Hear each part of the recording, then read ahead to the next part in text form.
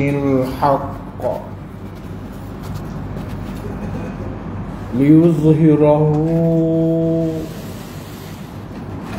على الدين كله ولو كره الكافرون أشهد أن لا إله إلا الله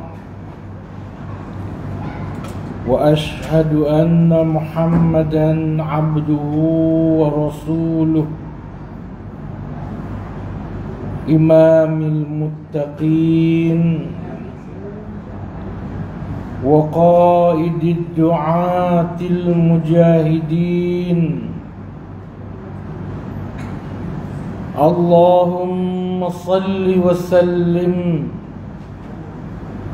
على سيدنا محمد وعلى آله وأصحابه أجمعين رب اشرح لي صدري ويسر لي أمري واحلل عقدة من لساني يفقه قولي الرحمن علم القرآن خلق الإنسان علمه البيان قال الله تعالى في القرآن العظيم أعوذ بالله من الشيطان الرجيم ذكر رحمة ربك عبده زكريا إذ نادى ربه نداء خفيا صدق الله العظيم. Pertamanya kita mengucapkan syukur kehadrat Allah Subhanahu wa ta'ala kerana dengan limpah dan kurniaannya dapat kita bersama-sama pada malam ini bertemu untuk menyambung atau meneruskan jadual-jadual kuliah maghrib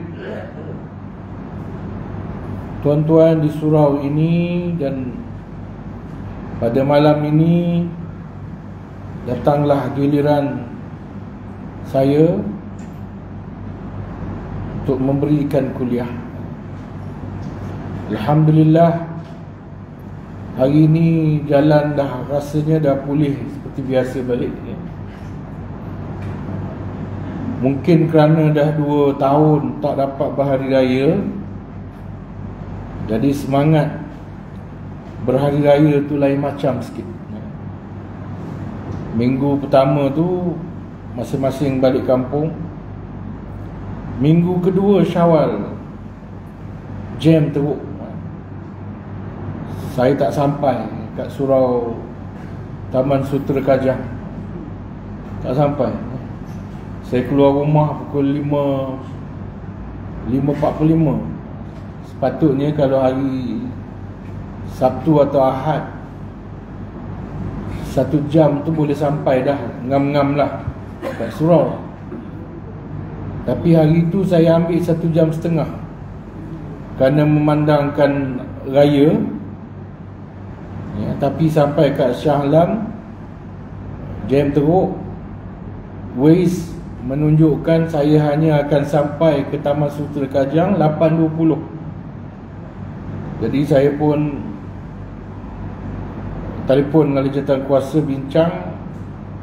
Tak apa, maknanya tak guna juga kan kalau sampai dah lewat apa semua. 8.20 tu dia target, selalunya akan lebih lewat daripada apa yang dia target.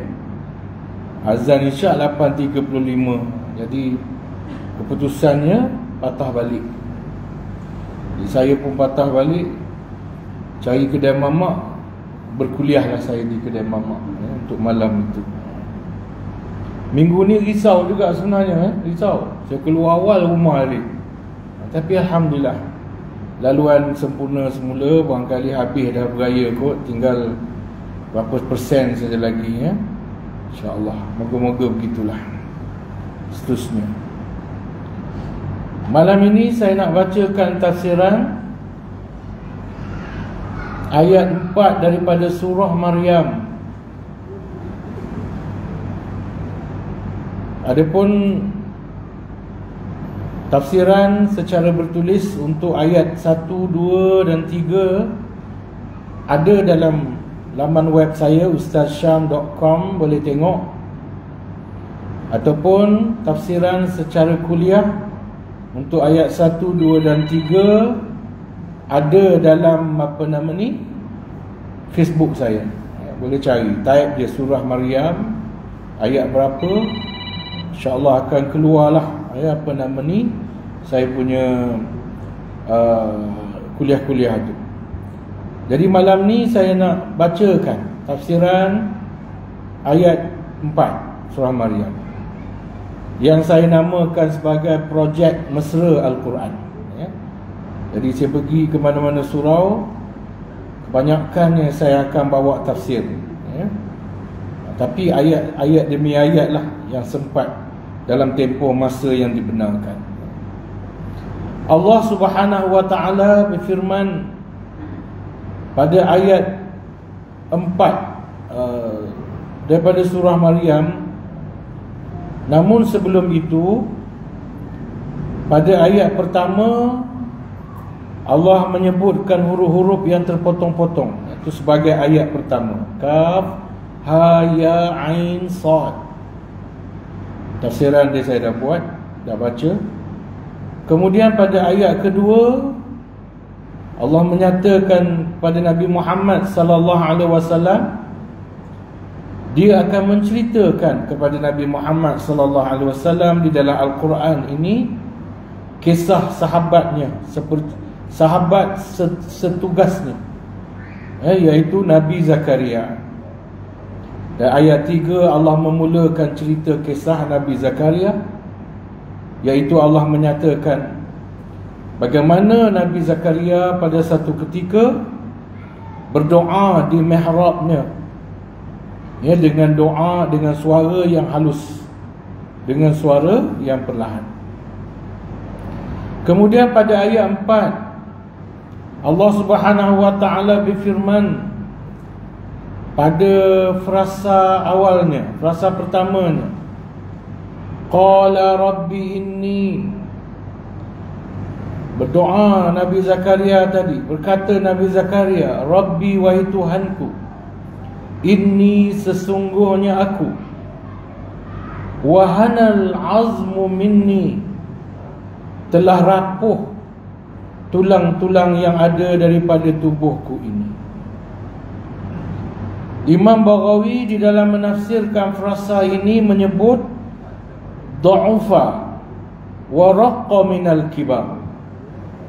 Maksudnya Nabi Zakaria mengadu kepada Tuhan bahawa tubuhnya sudah lemah, wa raqqa minal kibar, dan telah nipis tulangnya ataupun telah rapuh tulangnya kerana tua. Minal kibar, kerana dah tua. Qala Qatadah, berkata Qatadah sebagaimana salinan Baghawi, ishtaka suqutal adras. Qatadah ni tafsiran dia lain sikit daripada orang lain. Dia kata ishtaka suqutal adras, bahawasanya Nabi Zakaria ini dia mengadu kepada Tuhan bahawa telah gugur giginya, telah gugur giginya, dan gigi geraham lah. Adras tu ialah gigi geraham, yang juga menandakan dia nak beri syarat pada Tuhan dia dah tua sangat. Ibnu Katsir di dalam menafsirkan frasa ini menyebut wa kharatil quwa, yakni kekuatannya telah menurun. Dia mengadu, Nabi Zakaria mengadu kepada Tuhannya bahawa kekuatannya telah menurun, kekuatan tubuh badan dia. Memanglah kita ni semakin lama semakin lemah. Lebih-lebih lagi kalau kita ada penyakit. Kalau tak ada penyakit, ikut adat kebiasaan. Makin tua makin lemah. Kalau tak jaga makan, lagi cepat lemah. Kalau tak exercise pun lagi cepat lemah. Kalau ada penyakit, lagi cepat lemah.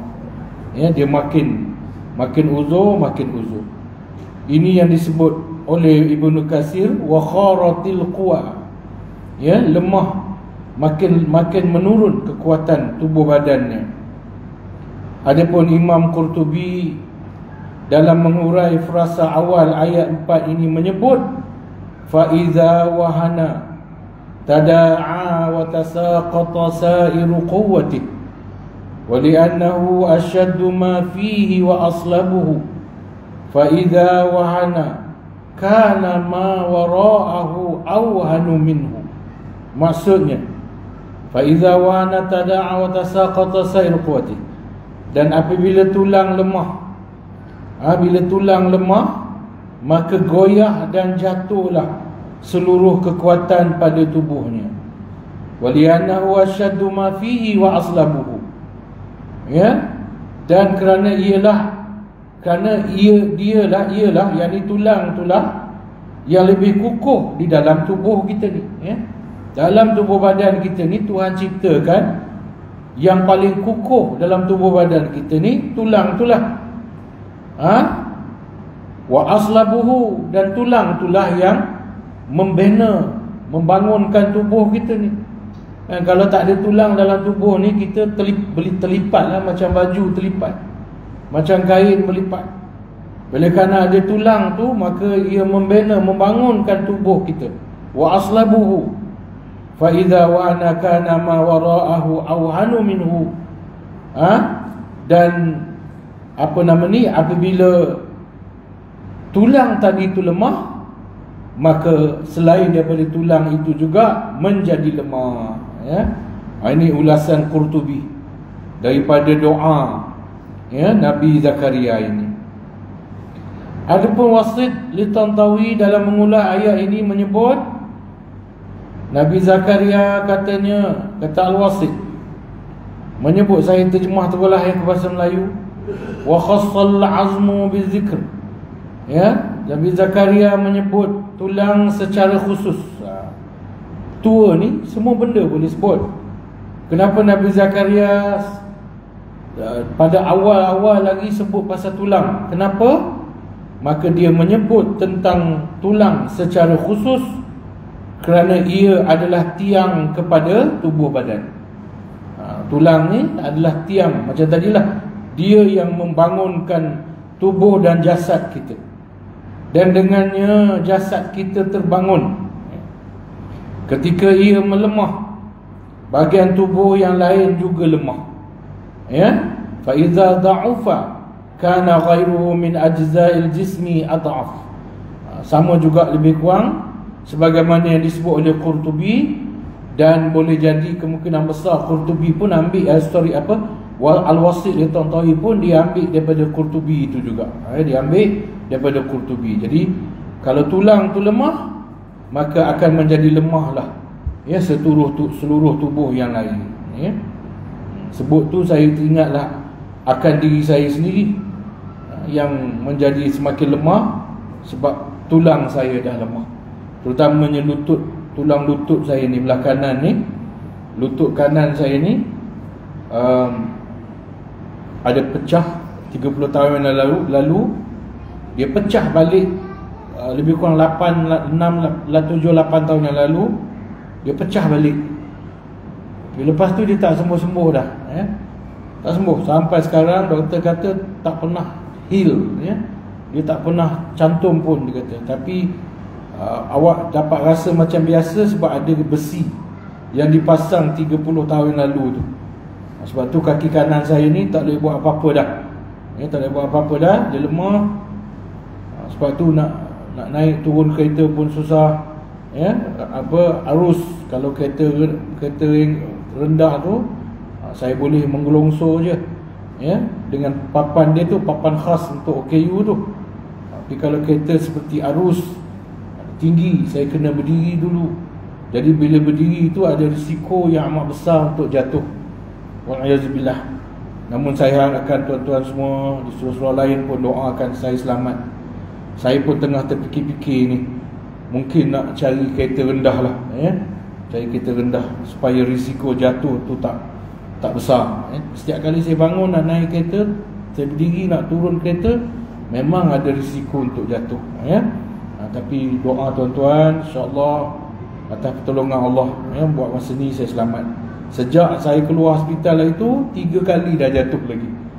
Tapi melibatkan terselioh je, tak apa. Insya-Allah. Baik. Okey, habis itu pengaduan pertama. Maknanya dalam ayat 4 ni dia lebih kepada pengaduan Nabi Zakaria. Ini uslub doa dia. Uslub doa dia terbaik. Nanti di hujung ayat ni ada ahli tafsir kata doa ni literatur dia sangat tinggi. Kalau kita nak doa pada Tuhan, ikut kaedah yang digunakan oleh Nabi Zakaria ni. Inilah kaedah dia. Ayat 4 ni menunjukkan kaedah doa dia. Baik. Kemudian pada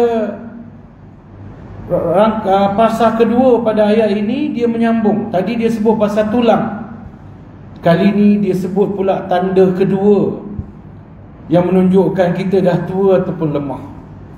Dia kata apa? Dia kata washta'ala ar-ra'su syaiba. Dia kata washta'ala ar-ra'su syaiba. Dia kata maksud washta'ala tu ialah abyadda sya'rur ra's. Telah putih rambut-rambut yang ada di kepalaku. Telah putih rambut-rambut yang ada di kepalaku. Yang ada di kepala. Bulu dada ada uban ke? Tak ada. Bulu dada tak ada. Ketiak pun tak ada. Bulu kaki pun tak ada kan? Yang tukar putih ni kepala. Baik rambut atas kepala, rambut kat dagu, misai janggut pun memutih. Macam saya, rambut pun dah sebagian besar putih, janggut pun nampaknya putih habis dah. Putih habis dah. Jadi kata wasta'ala tu maksudnya ibyadda sya'rur ra's, telah memutih rambut di kepala. Ista'ala tu telah memutih rambut di kepala. Tapi kalau kita ambil ayat tu dia kata wasta'ala telah memutih ar-ra'su, rambutku, syaiba, kerana beruban. Dia putih tu kerana beruban, bukan putih kerana warna. Mewarnakan rambut ini, kalau warna merah atau warna sampai-hampir warna inai itu tak apa. Itu dibenarkan oleh syarak. Baik orang tua, baik orang muda, baik lelaki, baik perempuan. Itu dibenarkan oleh syarak. Tapi warna selain itu pun pada dasarnya tak ada masalah. Tetapi biru, putih, biru, hijau, itu macam takut ikut perangai orang barat.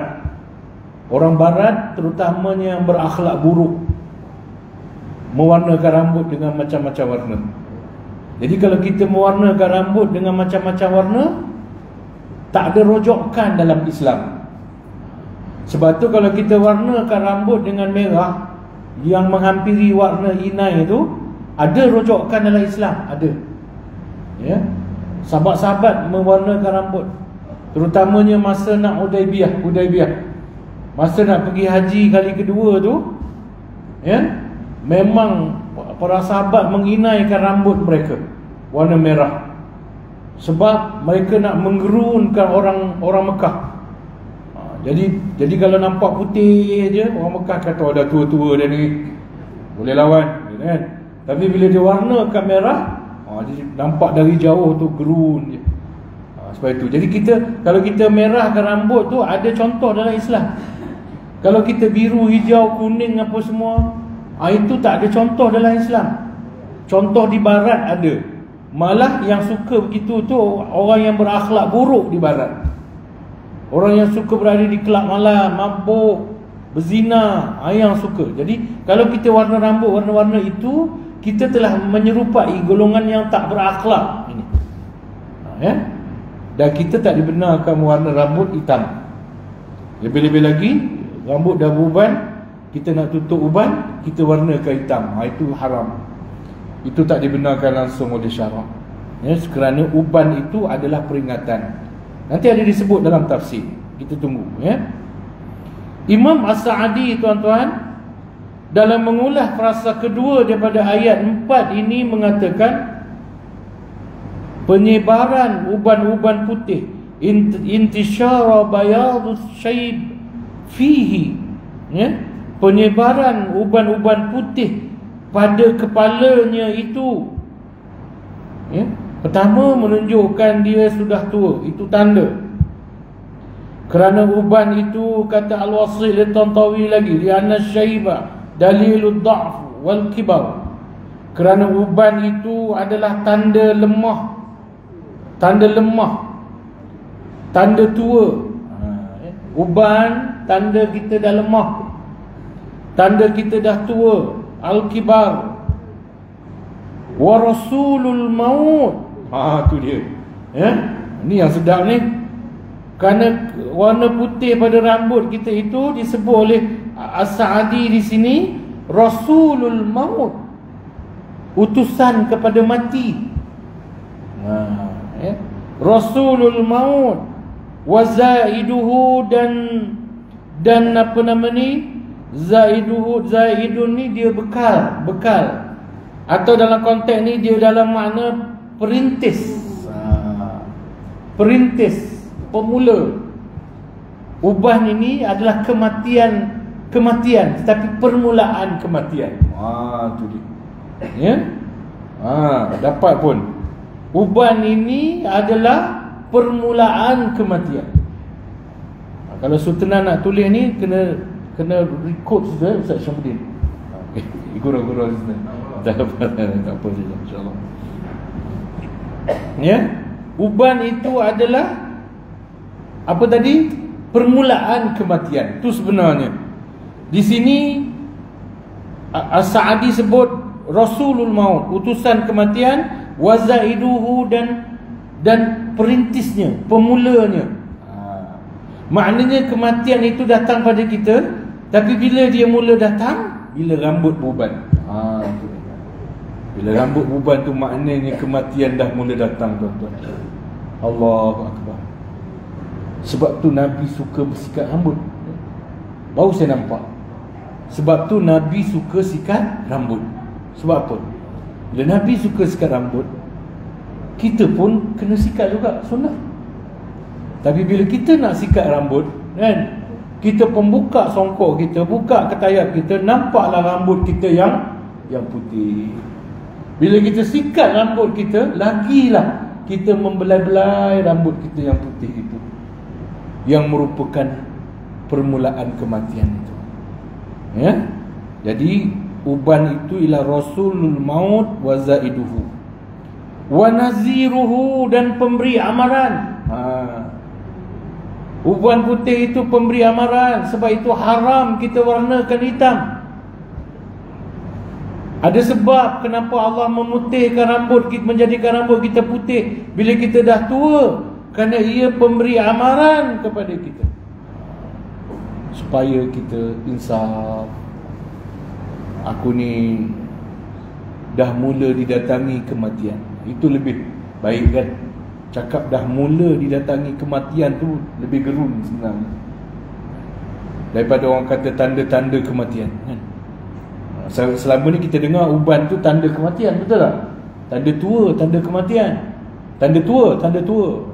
Kematian pun tak kait juga. Ya? Tapi sebenarnya dia tanda kematian. Atau lebih baik kita sebut ia permulaan kematian. Kita dah mula mati dah. Bila rambut kita dah beruban tu maknanya tubuh kita dah mula mati. Rambut kita dah mati, maknanya rambut tu dah mati. Bila rambut tu dah putih, maknanya rambut tu dah mati. Jadi kita ni pilih dua, sama ada nak berambut panjang sampai ke bahu atau nak botak. Ya, sunnah sebenarnya dua je tuan-tuan. Sunnah dua je, berambut panjang sehingga ke bahu ataupun botak. Dua je sunnah. Lain tak sunnah. Yang kita ni tak sunnah.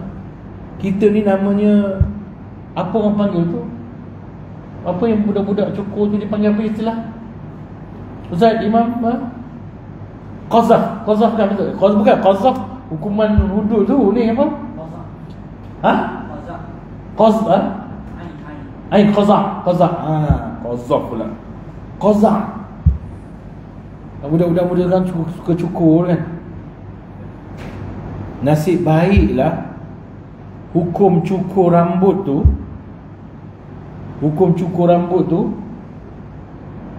hukumnya harus, ya. Ada ulama mengharamkan, tapi masih ada ulama mengharuskan. Jadi kita duk gunting-gunting rambut ni haruslah tu. Kalau tidak, dua je, simpan sampai ke bahu. Tu anak saya tu, saya tak boleh nak larang dia pakai rambut panjang. Mak dia bising membebel seminggu sekali. Seminggu sekali mak dia bebel. Dia rambut panjang juga. Sebab dia kata, apa Nabi rambut sampai ke bahu? Dia kata, sudah. Ini rambut dia lebih sikit. Dia tengok rambut kau dah panjang lebih bahu ni. Dia pun ikat sebab nak tunggu sepupu dia datang gunting. Dia dah janji gunting dengan sepupu dia. Sepupu ni pakar gunting mengunting. Dia tunggu sepupu dia datang. Jadi sama ada rambut panjang ke bahu atau botak, tu je sebenarnya. Yang kita duk gunting-gunting ni sebenarnya tak ikut sunnah, tak ada sunnah Nabi. Sorry lah ya, sorry, minta maaf ya. Takkan saya nak mengaku pula sunnah Nabi, marah dia Nabi nanti. Sunnah dua je. Cuma mujur lah, ada setengah ulama mengatakan qaza' ni harus potong sebahagian, tinggal sebahagian, cukur sebahagian, tinggal sebahagian ni harus. Walaupun masih ada yang menghukumkan haram. Ada ulama menghukumkan haram tu. Hati-hati tu. Cuma setakat kita gunting ni tak apalah, okey, boleh terima lagi. Tapi kalau dah siap cukur separuh, rambut panjang separuh, cukur separuh, itu dah mendekati haram. Itu mendekati haram. Tambah kalau ada ukiran-ukiran pula. Tambah kalau ukiran tu pula ukiran gambar perempuan ke, gambar buah dada ke, gambar bunga binatang ke, lagi haram. Ya? Ni kena faham. Baik. Pasal apa? Pasal rambut putih itu, beruban itu adalah nazirul maut. Dia adalah pemberi peringatan kepada maut. Fatawassala ila Allah Ta'ala bid'afihi wa ajzihi.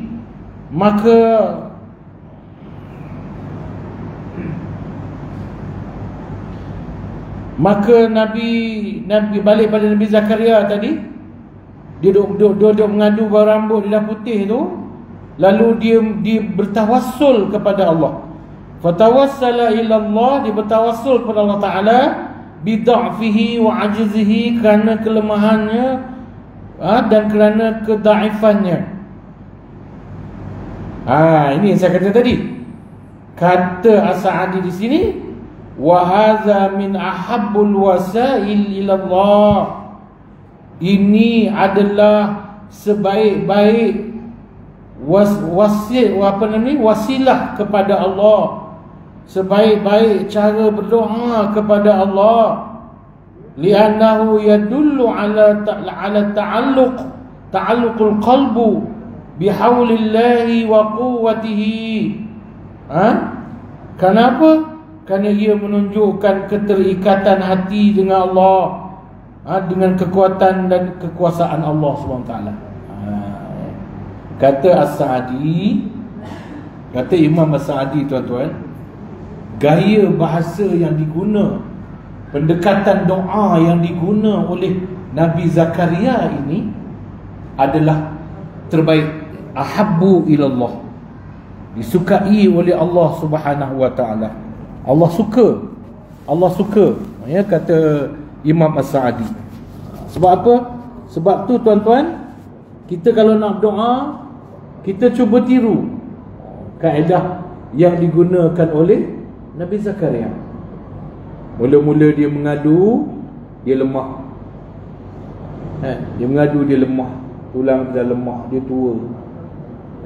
Dia tak minta terus. Dia tak minta terus. Dia merendah diri. Ini adab orang nak minta. Orang nak minta sesuatu mesti merendah diri. Ya. Jadi dia sebelum nak minta pada Tuhan tu, dia merendah diri dulu. Wahanal azmu minni, Tuhan, lemahnya tubuh aku ini kerana tulang aku dah lemah. Dek, kerana aku ni dah tua. Washta'alan ra'su syaiba, rambut aku pun dah beruban putih menyala-nyala. Ya, putih menyala-nyala. Maknanya dia merendahkan diri kepada Allah Subhanahu wa ta'ala. Itu cara nak minta. Ya, jadi kita guna tu. Nak minta pada Allah tu, minta daripada hati kita. Daripada hati kita. Ya, insya-Allah. Kadang-kadang pendekatan minta tu pun penting. Ya, pendekatan minta, doa kan. Ramai orang berdoa kan. Tapi ada orang berdoa kita rasa lain. Sebab cara dia berdoa, bahasa dia, literatur dia. Okey? Baik. Kemudian Al-Wasit. Ada sikit je saya ambil ulasan Al-Wasit tentang perasa kedua ini. Dia kata syabahal syaibu bisyawazin nari fi bayadihi. Dia mengumpamakan uban dengan kemaraan api. Dia mengumpamakan uban dengan kemarakan api. Bisyawazin nar fi bayadihi, pada putihnya rambut tu. Ya. Wa inaratihi, dan pada terangnya, bernyalanya. Maknanya putihnya uban tu dibandingkan dengan api yang bernyala-nyala tu. Dan tersebar di rambut seolah-olah sedang terbakar. Ini orang beriman, tuan-tuan, orang yang hati khodok. Memanglah dia nampak, dia selalu nampak neraka. Rambut putih, dia nampak api, dia nampak neraka. Nampak neraka. Nampak api, nampak neraka. Sebab tu orang yang selalu nampak neraka, saya takut juga nak cakap ni, takut ada kecil hati nanti. Tapi tak ramai kot malam ni yang terlibat dengan apa yang saya nak cakap ni. Sebab tu orang yang selalu nampak api neraka, dia takkan merokok. Dia takkan merokok. Sebab apa tuan-tuan? Sebab bila dia sedut rokok tu, menyala tak pun ujung rokok tu, menyala kan merah kan. Bila menyala merah tu, dia teringat api neraka. Bila teringat api neraka, dia pun buang rokok tu balik kan. Itu sebab ada orang kata, Ustaz, saya selalu gurau dulu lah kan. Ada orang kata, Ustaz, saya ni bukan apa mokok Ustaz. Sebab bila api rokok saya tu menyala-nyala tu, saya teringat api neraka Ustaz kan? Jika ada orang cakap macam tu, saya kata kat dia, mokok lah. Kalau merokok tu mengingatkan kepada api neraka, mokok lah, silakan merokok kan? Masya Allah. Dan sekarang pula kan viral cerita baru. Apa cerita dia? Orang tanya kat Ustaz, dalam syurga ada rokok tak? Ustaz kata ada rokok. Oh, lega lah jamaah yang merokok. Tapi Ustaz tu kata, tapi kata, dalam syurga tak ada api, kata Ustaz. Nak menyalakan rokok tu api tak ada.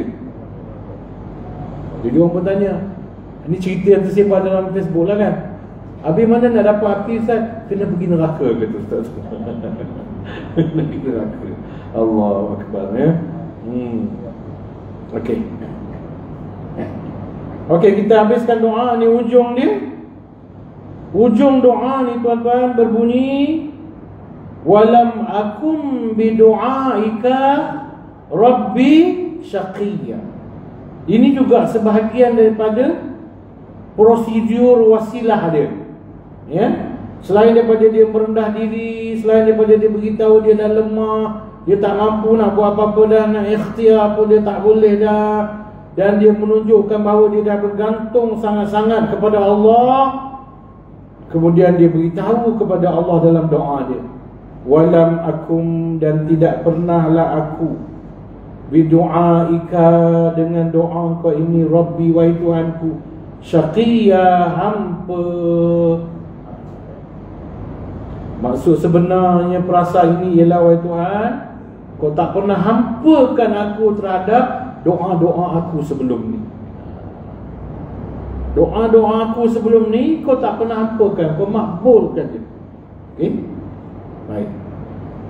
Imam Baghawi dalam mengulas frasa akhir ayat 4 ni mengatakan, awwattani awwattanil ijabata fima madha wa lam tukhayyibni. Engkau selalu memakbulkan doaku pada masa-masa sebelum, kau tak pernah mengecewakan aku. Waqil, dan dikatakan maknahu, makna doa ini juga, tadi itu sebahagian daripada penafsiran. Maka sebahagian penafsir lagi mengatakan pula, maknahu, maknanya walam akum bidu'aika rabbi syaqiyya ni lah, lamma da'autani ilal iman amantu. Ada pula tafsiran itu. Ada tafsiran kata dengan walam akum bidu'aika rabbi syaqiyya ni, Nabi Zakaria kata ke Tuhan, wahai Tuhan, kau tak, sebelum ini kau tak pernah hampakan permintaan-permintaan aku. Itu satu. Ada pula pendapat kedua kata, wahai Tuhan, bila kau minta aku beriman, aku terus beriman. Dua bentuk, beza tu, beza. Wahai Tuhan, doa-doa aku sebelum ni kau tak pernah pun hampakan. Yang kedua ni pula bermaksud, wahai Tuhan, kau minta aku beriman, aku terus beriman, tak ada tangguh-tangguh. Okey. Kemudian Ibnu Katsir dalam mengulang mengatakan, walam a'ad minka illa al-ijabata fi du'a. Sudah menjadi kebiasaan dari engkau bahawa engkau selalu memakbulkan doa aku. Walam taruddani qat fi ma sa'altuka, dan engkau tak pernah memulangkan kembali apa yang aku minta pada engkau. Maksudnya gini, sama juga macam tadi, yang pertama tadi. Sebenarnya majoriti tafsiran mengatakan itulah. Sebab yang tafsiran kedua tadi nampak macam sombong, nampak macam mengungkit. Tuhan, kau terimalah, kau makbullah doa aku sebab kau suruh aku beriman je. Tak ada pula aku tangguh-tangguh, seolah-olah macam mengungkit lah. Tetapi tak, sebenarnya benda tu dibenarkan. Ada hadis kan, 3 orang terperangkap dalam gua, lepas tu tertutup dengan batu. Berlaku gempa, batu jatuh golek, tutup lubang pintu gua tu tertutup. Ada 3 orang. Seorang pun doa menyebut kebaikan masing-masing. Tuhan, sebelum ni aku ada buat begini-begini, kalau kau terima amalan kebaikan itu, kebajikan itu, kau lepaskanlah kami. Bergerak sikit batu tu. Orang kedua pun sebut kebaikan dia, bergerak batu tu lagi. Tapi masih tak cukup nak keluar. Orang ketiga pula kata, aku buat baik ni, kalau kau terima, kau bergerak batu tu. Jadi baru boleh celus. Maknanya kita boleh berwasilah kepada amal ibadah dan kebaikan yang pernah kita buat. Kita boleh berwasilah. Jadi kalau itulah yang berlaku, maknanya Nabi Zakaria tafsir kedua tu diterima, maknanya wasilah lah. Nabi Zakaria berwasilah kepada kesegeraannya beriman. Tuhan, aku dah beriman, aku dengan cepat aku beriman. Kau minta aku beriman cepat. Takkanlah aku minta sesuatu kau tak dapat makbulkan. Kan begitulah. Tetapi kebanyakan tafsir ulama mengatakan itu maksudnya, iaitu maknanya kau tak pernah hampakan aku. Dalam konteks Ibnu Katsir ni ada satu tafsiran, terjemahan tafsiran yang agak berbeza, iaitu dia kata kau tak pernah pulangkan balik apa yang aku minta padaku. Yang kita minta Tuhan selesaikan masalah kita, Tuhan tak makbulkan, Tuhan serahkan kita untuk selesaikan. Tak pernah. Kau tak pernah biarkan aku, wahai Tuhan, dengan masalah aku sendiri. Melainkan bila aku minta tolong pada Engkau, Kau bantu aku menyelesaikan masalah yang aku hadapi. Okey, Qurtubi. Imam Qurtubi dalam mengulas frasa ketiga ni atau penghujung ayat 4 ini mengatakan izharul li'adati tafaddulihi fi ijabatihi ad'iyatah. Izharun menunjukkan kebiasaannya yang pemurah dalam memakbulkan doanya. Maksudnya sama juga lebih kurang, tapi maksudnya ialah Nabi Zakaria menzahirkan bagaimana pemurahnya Allah pada doa-doa Nabi Zakaria sebelum ini. Pada doa-doa Nabi Zakaria sebelum ini. Baik. Kemudian Imam As-Sa'di mengatakan, Ya Rabb, inni da'iftu 'izami wa kasara syaibu ra'si. Ya Tuhan, tulangku telah lemah dan kepalaku telah beruban. Walam akun khaiban fi du'ai laka. Dan aku pun tak pernah pula engkau menghampakan doa-doa aku sebelum ini. Bal kullama da'autuka ajabtani. Setiap kali aku berdoa minta kepada engkau, maka engkau memakbulkan doa aku. Kau memakbulkan doa aku. Maknanya apa? Maknanya kali ini aku nak minta sesuatu, iaitu aku nak minta supaya isteri aku mengandung. Walaupun aku ni dah tua sangat, walaupun isteri aku dah tua sangat, tapi adatnya tak boleh nak mengandung dah. Tapi itulah, kalau doa-doa aku sebelum ni kau makbulkan, kenapa tidak kau makbulkan doa aku kali ini? Okey, yang lebih lengkapnya ialah tafsiran yang dibuat oleh Wasil Tontoy. Dia kata, saya baca Melayu je lah selama ini aku tidak pernah kecewa dalam doa, dan aku menjadi terbiasa denganmu. Wa madamal amru kadzalika fajib du'ai fi zaman allati. Betul tu. Maknanya sentiasa saja engkau sebelum ni memakbulkan doa aku.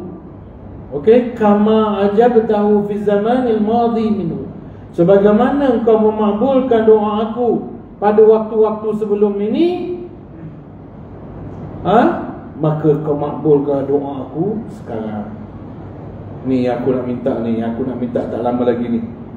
Fa anta tara, ini kata penafsir, ni kata Al-Wasit. Fa anta tara, kamu tengok, anna Zakaria alaihissalam qad azhara fi du'ahi, bahawasanya Nabi Zakaria alaihissalam menunjukkan dalam doanya asma alwanul adabi ma'a khaliqi.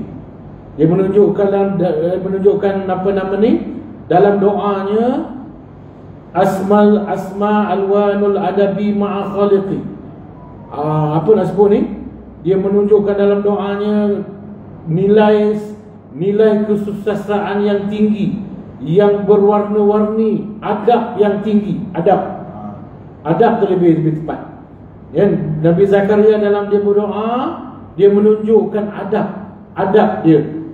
Sebab tu kita nak berdoa, kita kena ada adab. Orang yang nak minta tak boleh sombong.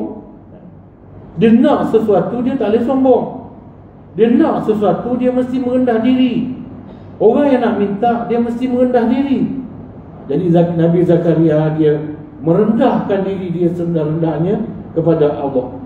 Haitsu tawassalu ilaihi bi dha'fihi badanihi wa bi taqdimi sannihi wa bima 'audahu iyyahu min ijabati du'ai fil madi. Ketika dia bermohon bersungguh-sungguh kepada Allah SWT kerana kelemahan tubuhnya, usianya lanjut, dan apa yang dijanjikan kepadanya tentang memakbulkan doanya di masa lalu.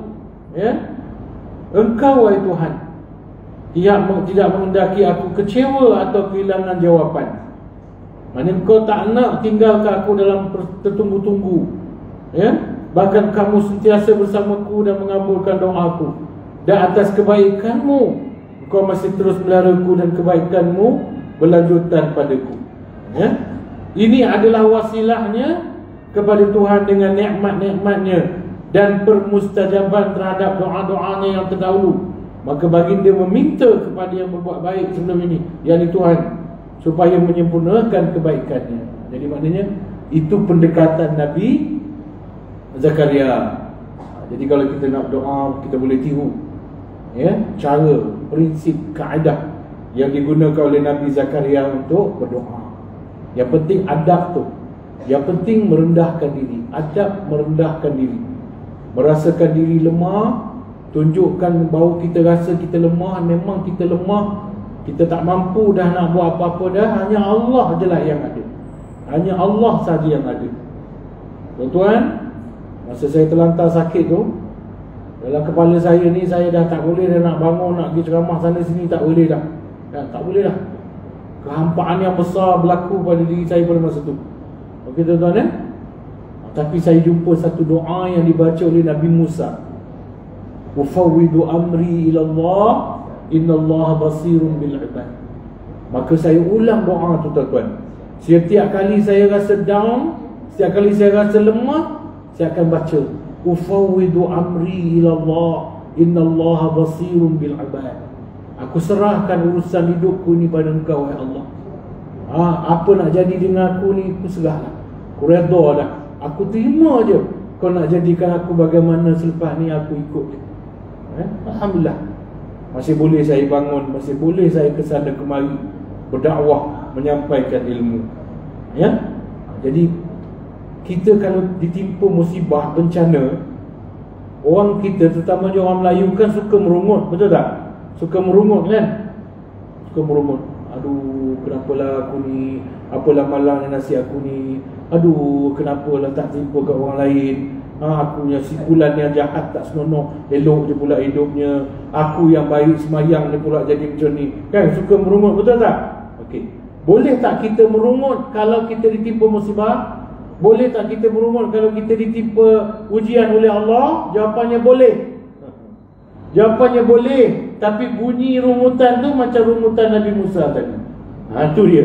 Lepas ni kalau kita ditimpa musibah, kita berasa nak merungut kepada Allah, rungutlah dengan bunyinya ufawwidu amri ila Allah, innallaha basirun bil ibad. Ya Allah, aku serahkan hidupku ni pada Engkau. Kaulah Tuhan yang maha melihat akan hamba-hamba. Itulah, merungut bunyi macam tu tak apa. Merungut bunyi macam tu ada pahala. Merungut bunyi macam tu makbul, insya-Allah. Kita akan dibangunkan semula jiwa kita oleh Allah Subhanahu wa taala. Jadi tuan-tuan, saya rasa itulah yang dapat saya sampaikan. Dapat satu ayat cukuplah, ayat demi ayat. Kemudian saya tengok tuan-tuan yang di sini pun macam Nabi Zakaria juga, yashta'alur ra's, yashta'alur ra'suna, menyala-nyala rambut kita masing-masing. Sutenan je nampak hitam lagi, tapi betul kalau dia ambil gambar tu hitam lagi rambut dia. Tak tahulah kenapa rambut dia hitam, tak diubah. Imam saya tak pasti Imam okey, jadi semua kita dah beruban Jadi saya berhenti setakat itulah. Tak panjang-panjang, tak payah panjang-panjang dah, insya-Allah. Jadi untuk malam ni saya berhenti setakat itu. Kita jumpa lagi insya-Allah jika umur kita semua dipanjangkan oleh Allah SWT pada bulan depan dengan lafaz wabillahi taufiq wal hidayah. Wassalamualaikum warahmatullahi wabarakatuh.